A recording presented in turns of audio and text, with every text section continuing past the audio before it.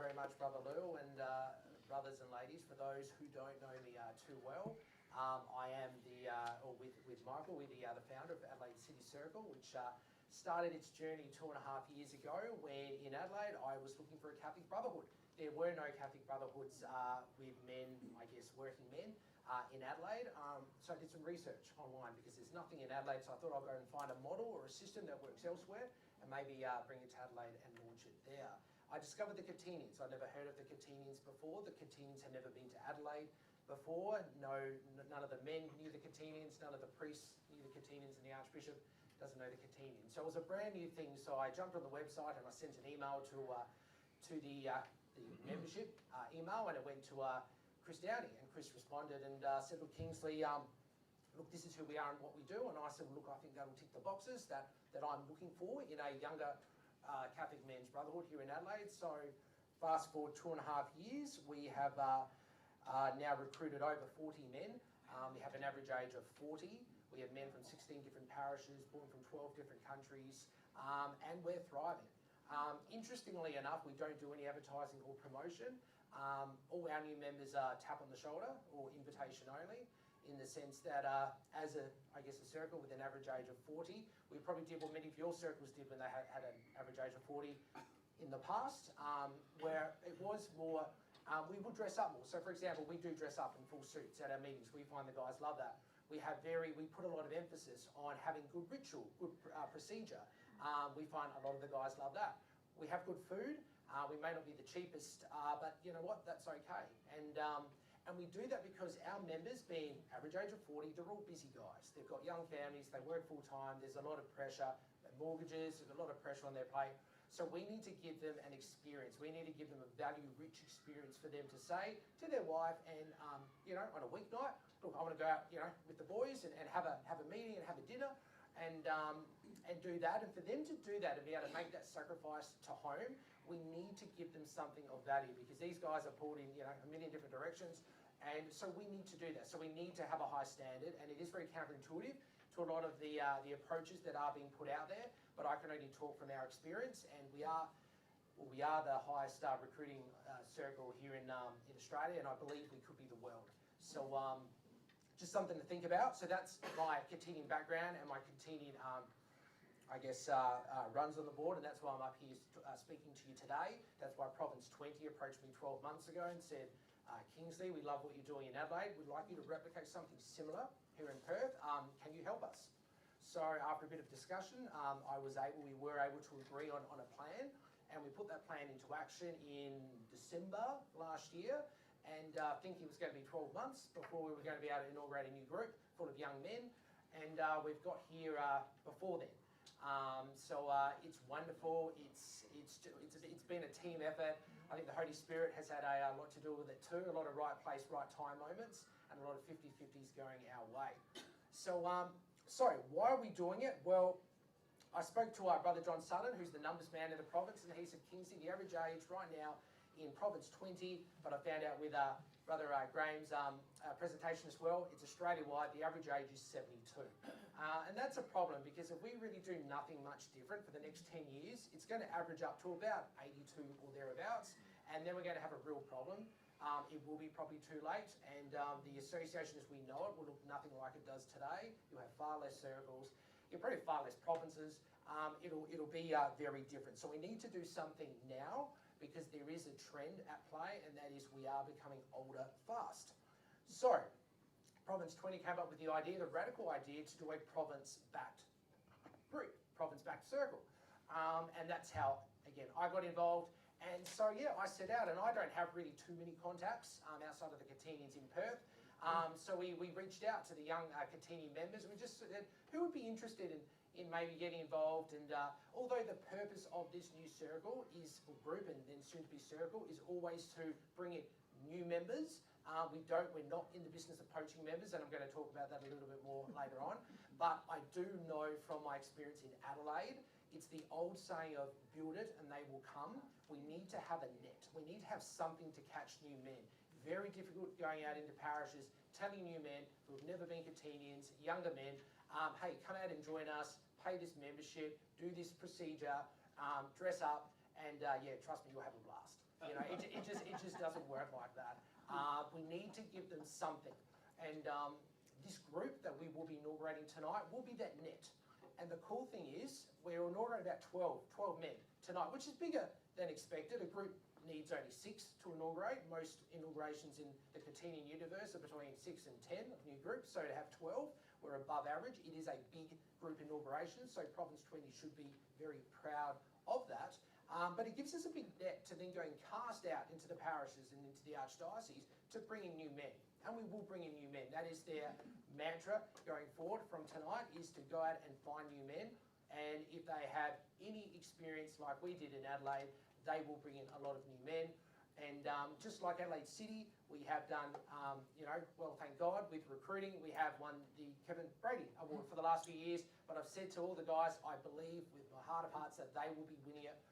Certainly this time next year. They have a lot of momentum behind them at the moment. They've got a ton of support from the province, and they've got some really good leaders. So very exciting period, I think, for the Perth Catinian group being inaugurated tonight, and for Province 20, and also for Australia and potentially the world, because we have now come up for the first time with a model that works. When I had done it in Adelaide, a lot of people said, even me, maybe it was just because it was me, because I'm in Adelaide and I'm reaching my network and they're coming because of me. Maybe true, maybe not. But now that we've replicated that in Perth and we're going to be enjoying and experiencing that tonight, that tells me, beyond a shadow of the doubt, that this is a model that can be replicated anywhere and everywhere. There is now a blueprint to follow. So I think that's very exciting. The other interesting thing is, Catinian circles, from my experience, from what I've seen, operate on a narrow band. So when we studied in Adelaide, we didn't know anything about the Catinians. So I'm reading the 100-year history book on the Catinians. I'm trying to learn out who they are, what they did, because we've got a young circle, and I can't do the things that a circle with an average age of 72 does, with men in their 40s. I can't do that. So I went back and I saw they were wearing suits, and I saw they had very high standards coming in. I saw that they never advertised. I saw that they, dressed up, and they had very high ritual standards in ritual, and it was competitive to get officer positions, to get on the chairs of office all the way up to president. It was, we can laugh about it, but that's what they were doing, and that was their reality. So that's what we set about at the very start, to engineer Adelaide City group back then to be that kind of circle that it is today. Every decision we made, there was a strategic, a marketing, or a psychological reason behind it. I do have a marketing background, and we wanted to make sure that we were giving the best of Catinian to that next generation, and they respond, and most meetings, I was having a few conversations over coffee with some of you good brothers before, and some find it hard that 95% of our meetings we are enrolling new men. It's a normal meeting for us to enroll. We have men that have joined a few months ago that have never seen a meeting without an enrolment. And again, I don't say that to impress upon you, but to impress on you that it is a reality that can be done. If certain things are followed, it can be done.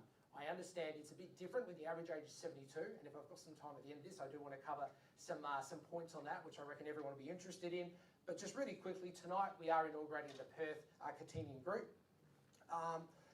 It is not in competition with other circles. I've told all the men, do not go out and steal your mates from your mother circle. If you do belong to a circle, Catinian circle, keep your main membership there. Certainly join, it's common. We can be a member of more than one circle. Join the Perth Catinian group as a joining member, but maintain full membership there. That's your priority. That was your entry into Catinian Association, so keep that. Sometimes, I think there's two examples where two men, for whatever reason, just weren't fulfilled with their mother circle, and before they got invited to this group, they were going to unfortunately resign their membership anyway. So I think they have transferred full membership to this new group being inaugurated tonight. But by far and large, most of them, and this will always be the line, keep your main membership in your mother circle and support it as much as you can. It's very important that you support the circle that first supported you and not forget that. So, what happens after tonight, after they inaugurate? So they will meet monthly just like any circle. They will use the group format, which is slightly different procedure than circle format, slightly less detailed. And of course, a group only has 4 officers. A circle has more officers. A group only has a chairman, a development officer, and the secretary and treasurer. So they will run a slightly different monthly procedure. They will attempt to be raised to circle status within 12 months, okay? The number I was told in Adelaide was 25 members. When you get 25 members, that's a good number to then seriously look at being raised to a circle. Why? Because there's a lot more officer positions in a circle, and there are some more complexities with compliance and administration that are required with a circle that aren't as onerous on a group.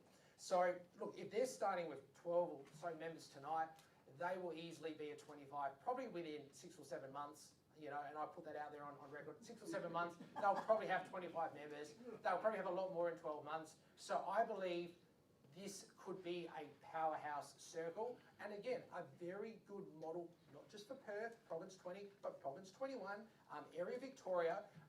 Just watch and learn from these brothers, and you don't have to reinvent the wheel. You know, when we started in Adelaide, we wanted to try and get different results. So we did things very differently than other circles because we wanted to get different results. We realised if we kept doing the same things, we would only get the same results. So every kind of Catini norm, we had to analyse and go, will that work for us? Is that something that would attract a younger, busy working men? And then we either said yes or no, and we enacted it. Again, the Catini parameters are quite broad. Most circles only operate in a very narrow stream, but if you go back through history, we don't need to change the Catini Association. We don't need to bring in new things. We don't have to reinvent the wheel. It's all there. The toolbox, the Catini toolbox is quite broad, but a lot of us, I think, have forgotten what we did 20, 30, 40 years ago. And those experiences when the association was booming and no one really had a recruiting problem and no one had to advertise, that's because they were doing things differently back then. So just something to think about. So, just briefly, most circles, so as we know, age 72 is the average age of a Catinian across Australia. So what can they do? Because it's very important, we can start these new circles. That might be the solution to bring in, you know, new younger men en masse. But how do we still look after and increase the survivability of the existing circles that have such rich and long histories that we certainly don't want to give up anytime soon? How do we support them? My advice would be for a circle that has an average age of, say, 72, is don't focus on trying to recruit 30-year-olds or 40-year-olds. It's probably not going to work, and even if you do find one 30 or 40-year-old to join, they probably, from my experience, won't stay. Nothing personal, it's just that we have very different interests for very different seasons in our life. We have different challenges, different concerns, different fears, and different dreams. And a mantra I use all the time in Adelaide and to build Adelaide is like attracts like, and I take it one step further in Adelaide, and this is what we're using for this group that we're inaugurating tonight. Young Catholic men attract young Catholic men, and it's as simple as that. That's how we're doing tonight. For existing circles, what I would suggest, average age of 72, focus on recruiting Catholic men in their 60s.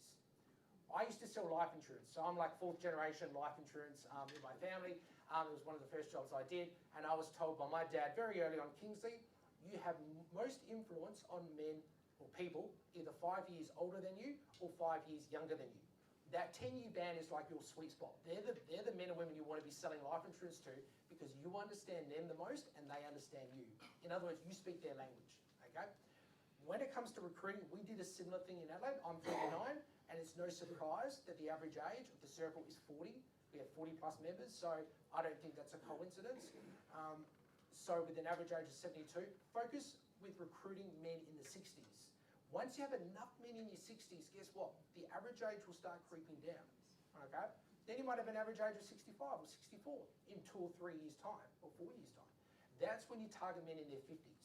And that's the way to do it. It's baby steps. It's one step at a time. It's not trying to do the impossible, and it's unfair. I find it unfair when I hear some people say, you know, circles should be out there recruiting 30 and 40-year-olds, and with an average age of 72, it's impossible. You know, I wouldn't go to I don't have time. Not that I have anything against people who are 72, but I'm busy. I'm married. I work. I have responsibilities, and so for me to take time out every month to go to a circle meeting, I've got to get something from it, and I've got to enjoy it and get some sort of value.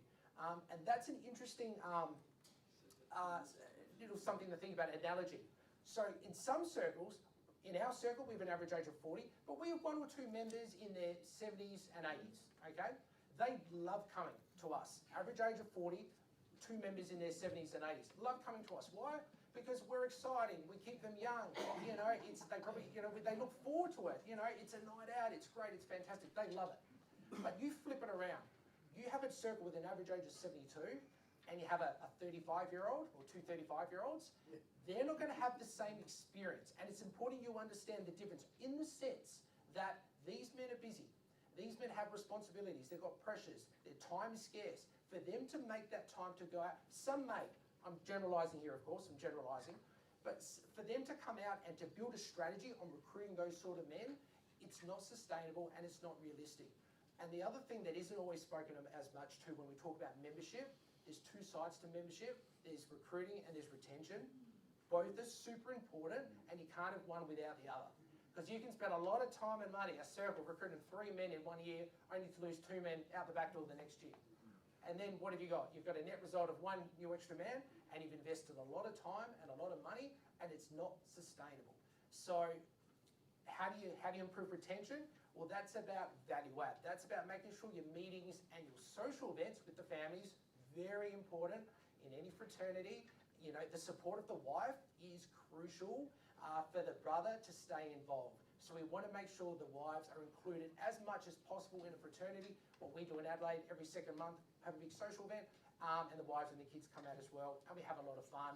And of course, the wives get to know the other wives, and the kids get to know the kids, and it's a lot of fun. Everyone enjoys themselves. But at the heart of what we do is the monthly meetings. That's what we pour everything into, because without men turning up to our monthly meetings as a Catholic fraternity, we don't really have too much. So we need to make sure we're getting numbers turning up to that. We're attracting men to that. We're making them interesting. Something we do in Adelaide, I wouldn't necessarily encourage it for all circles, but something we set up very early on is we will always 90% of the time, have a guest speaker who speaks to us over dinner.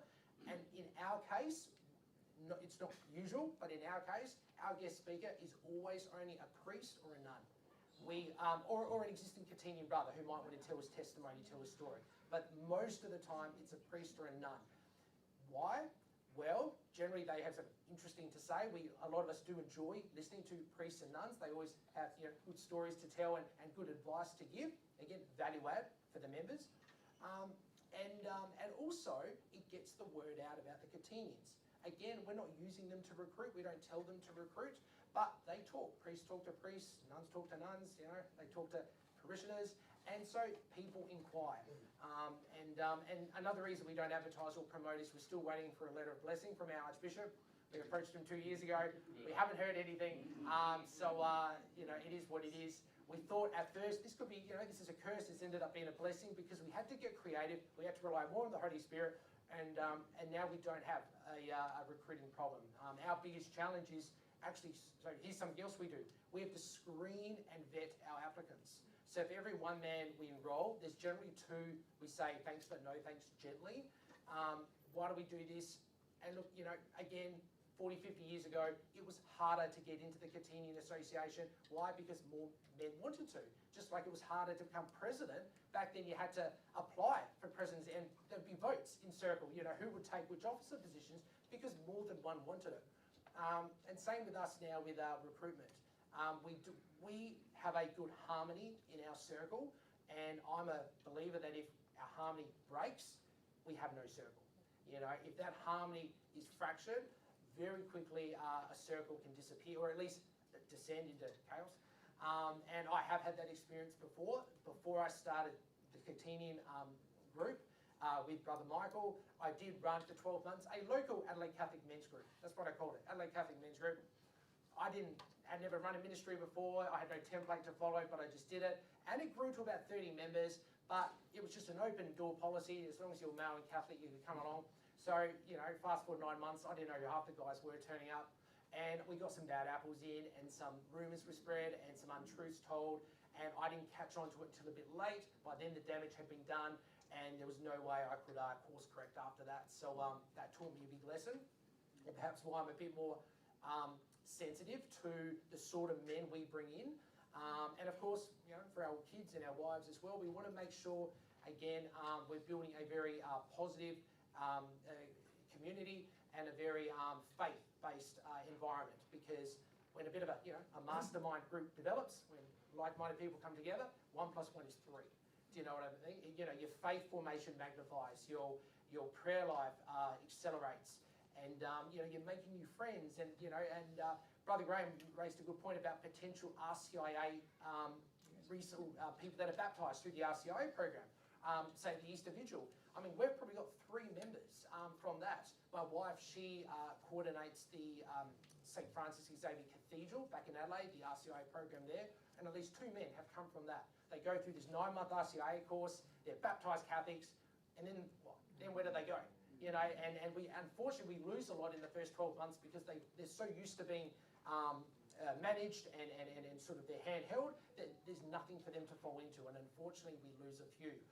But some of the men, and these are men that, you know, sometimes I'll go along or she'll talk to and we'll get to know them, and yeah, they're just hungry for their faith. They're you know, so we bring them out once they're baptised, and generally they love it because they want to learn. You know, it's one thing reading about it in the Bible or in a handbook on how to be Catholic, but we had one example recently where we all, some of the guys, we had 12 men went out for a dinner one night to an Indian restaurant in Adelaide, and we had a prospect with us who was just recently baptised Catholic. And so before dinner, we all pray. We say grace together out loud in the restaurant.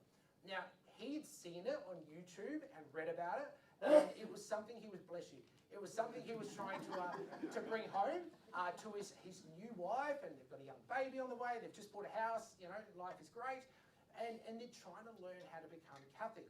And so we prayed, and we didn't know he was watching us, but it wasn't until the next day he phoned me. He said, Kingsley, he goes, you know, well, I had a great night, but he goes, I loved how you all prayed before you ate. And I said, why is that? I said, you know, we always do that. I haven't seen that before. You know, we thought we were doing it right at home, but now I know for sure we are. And because he went back home that night and he's told his wife, and you know, and now they're doing it all the time, and it's fantastic. And that's just one example of just getting guys together, how we can all learn from each other and grow. How long have I got left? I know you've. Sorry, I've got lost 3 hours. 3 hours? Okay. All right, mate. Yeah, comfortable.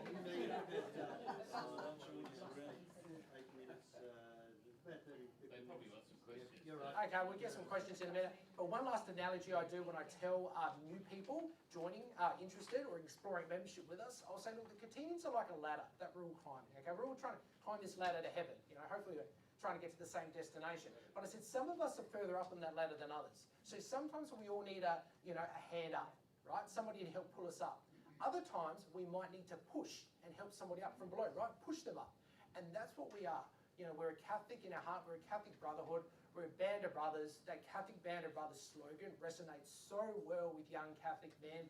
Just trust me, you know, in the world today that we have to work in, it is hostile to Catholics. You go to a workplace, it is hostile. You go on social media, it is hostile. You try and raise your kids in a school, even in a Catholic school, it is hostile.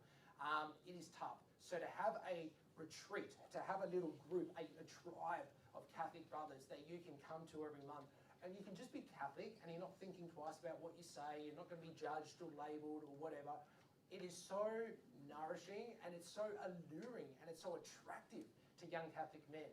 And that's why I know this group tonight that we're inaugurating is going to do really well, because it's filling a void here in Perth. I know there's not too many young men groups here either. And most importantly, it's going to introduce a whole bunch of new young men, a new generation to the Catenian Association, which I think will be wonderful. And without saying too much, and Brother Graham does know this, but there may be some other groups on the cards around Australia as well, on his side of the country as well, that we're working on. So it's an exciting, period for the Catenians. I think in many ways it's a revival. And we're on the cusp of a new era. So that's probably all I'll say. Do we have any questions or comments? Or yes. How did you attract these guys in the first place? What did you offer them? Yep. So what I offered was a Catholic band of brothers. I said, yeah. So they're all busy. A lot of these guys are involved anyway in parishes. So a lot of them volunteer a lot. They're very into their faith. They come from, them and their wives are very Catholic.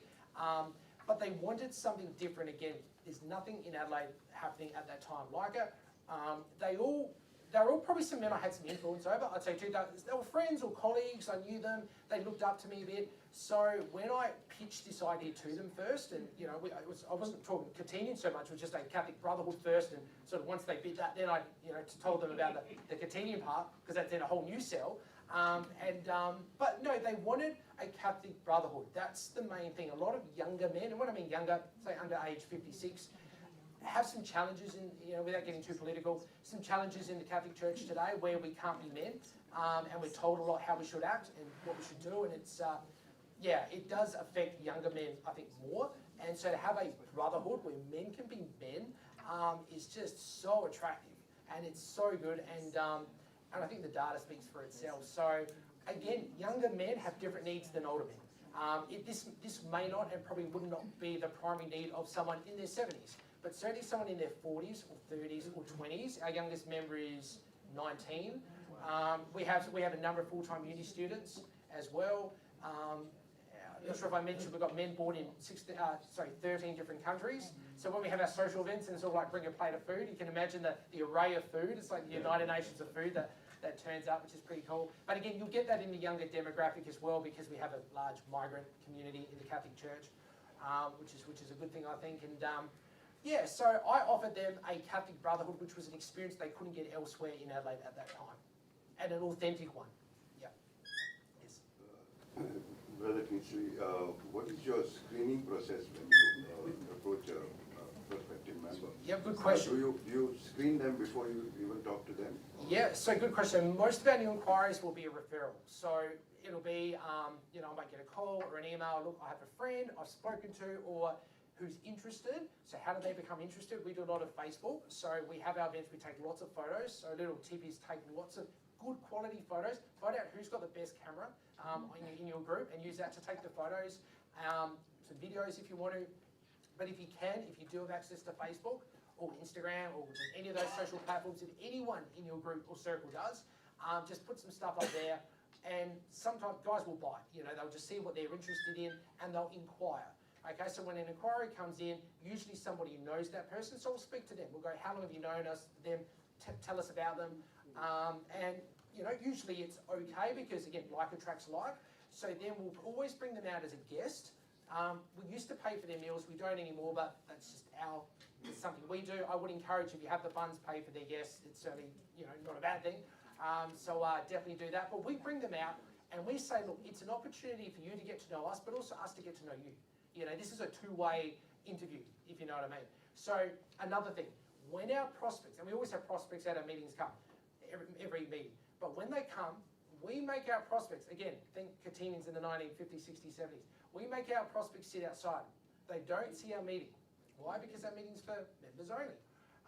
And that is a counterintuitive thought. They love, younger guys love the mystique, or the allure of not knowing what these men do. We're all dressed up in suits, we all come into a room, we close the door, they can hear gavels banging and all sorts of things going on, and then 25 minutes later we come out, and sometimes we're enrolling men on the night, so we bring them in, 5-10 minutes in, and the door closes behind them, and then they walk out with a tie, 15 minutes later, and a name badge. And it's cool. A lot of the new prospects respond to that, and they want to be part of that group. They want to be part of that tribe. So that's something else we do. So we ask the sponsor. We might ask the parish priest if we know them. If we don't know who they are, and it's a random inquiry, which we get occasionally, we'll probably catch up with them for a coffee and just talk to them and get to know them. But we always bring them out to our meeting. If anybody else knows them, we encourage them to come back to us and tell us. And because you never know, what you'll learn about someone either. So that's normally what we'll do, yeah. Kingsley, is there some point at which you bring them into a meeting before they're enrolled? Never. The first time they see a meeting is when they walk in to be enrolled. When they walk in to stand on the edge of the circle, we even tell them that. You're on the edge of the circle because you're not a member yet, and we make sure our chamberlain knows all this stuff as well, yeah. And how do you say no? So we might say, so we don't necessarily say no directly. We might say, look, we've got a bit of a backlog at the moment. We're recruiting a lot. There's a bit of a waiting line. Look, thanks so much. We'll be in touch. You're in the queue. You're in the queue. That's right. They just don't know we're in the queue. And we'll do that, and that normally works. You're gentle with them and very respectful to them. But we'll just generally say, look, we have a backlog of enrolments. We'll reach out when we're able to look at and consider you further. So, yeah, yes. Yeah. This is a suggestion to our circles of our own. Obviously, you younger men haven't got time to visit other circles. That's out of the question. It's something that's always been quite big in Catenians in any case.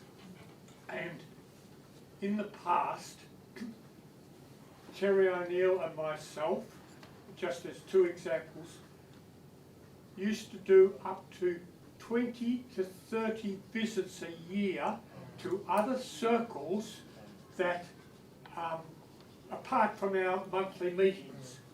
Now, the circles in Province 20, something that's simple and easy for them to do to support the new group will be to send a couple of visitors along to the meetings, over, and keep going with it, so that they see that, yeah, well, they do visiting, they come and visit us. Yeah, we haven't got time to go back and visit them, that's acceptable.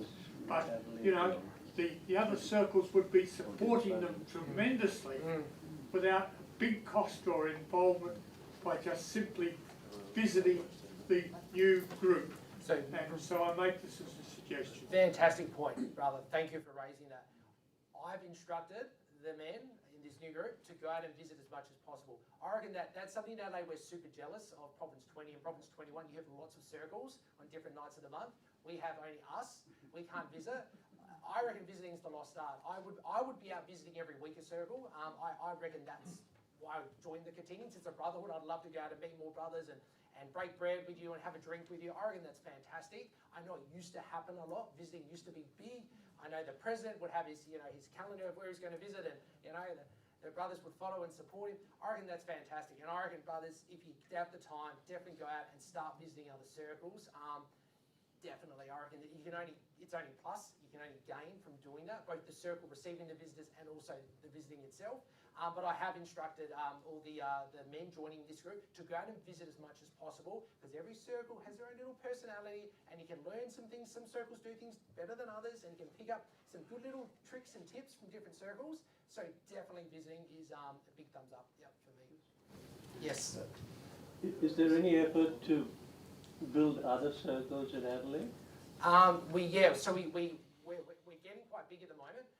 We want to, but so far no one's put up there. I think the curse of doing such a good job is everyone wants to stay in this circle. No one wants to have to do it themselves. But we want to. We were just having some chats, this morning, that there could be another one on the cards. We might have to get a bit creative how we do it. I would love to have a second group. We have the numbers for a number of circles in Adelaide, but definitely in the northern suburbs, we might be looking at starting. I'm thinking of different areas, like in Sydney or the Gold Coast, for example. We have different areas where, in your case, you seem to have the people that you could. So we've got from all sides. So brother Michael comes from a suburb which is probably about 20 kilometres south of Adelaide. 15, 20 kilometres south of Adelaide. We have other brothers that come from 20 kilometres or 15, 20 kilometres north of Adelaide. We meet in a central venue because being the first group circle, it made sense to meet in the middle. But again, because we put on the value, men are prepared to not only come, but drive long distances. It's a massive misconception going, guys, young men are too busy for this sort of stuff. That's not true. I'll tell you why. A lot of men in their 20s and early 30s, they join a footy club. They have 2 trainings a week. They'll play the game on Saturday. They'll come back with their family Saturday night for the dinner and the awards. They do that. They work full time. They've got young families, but football gives them that value. They want to be involved. They'll pay the membership. Cost isn't a factor. They buy the Guernsey. They donate. They buy the beer. They buy the food. They buy everything. It's not about the money and it's not about the time. That's a misconception. It's about the value. You give them something they want, and they will climb over walls and dig tunnels to get there. Yes. Thanks very much. Very, very insightful and quite exciting talk and concept.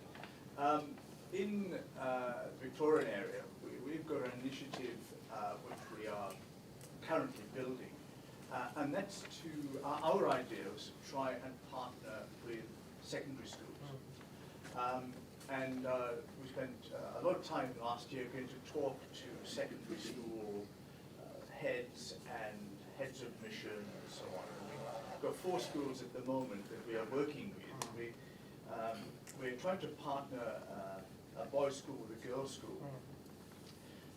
And we've had one formal introductory meeting with Loretto, Mandeville Hall, and St. Kevin's.